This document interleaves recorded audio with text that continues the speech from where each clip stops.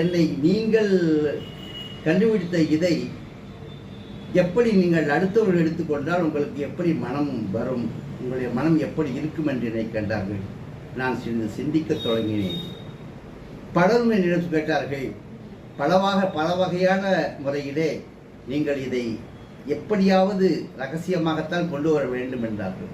உண்மையிலேயே நானும் மிக ரகசியமாக 27 ஆண்டுகள் பாதுகாத்தேன். ஏனென்றால் இது மூன்று எழுத்துக்கள் மட்டுமே கொண்டு இந்த புத்தகத்தினுடைய முழு தமிழையும் கொண்டு வரப்போகின்றேன்.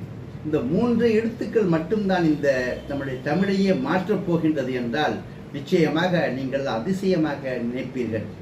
யாரும் என்னை நம்பவில்லை. நிறைய படித்தவர்கள், உயர்ந்த பதவியில் இருப்பவர்கள், யாரோ எல்லாம் தெரியும். நான் யாருடைய பெயரையும் சொல்ல விரும்பவில்லை. ஆனால் அவர்கள் எல்லாம் என்னை கேட்டார்கள், ஏதோ நான்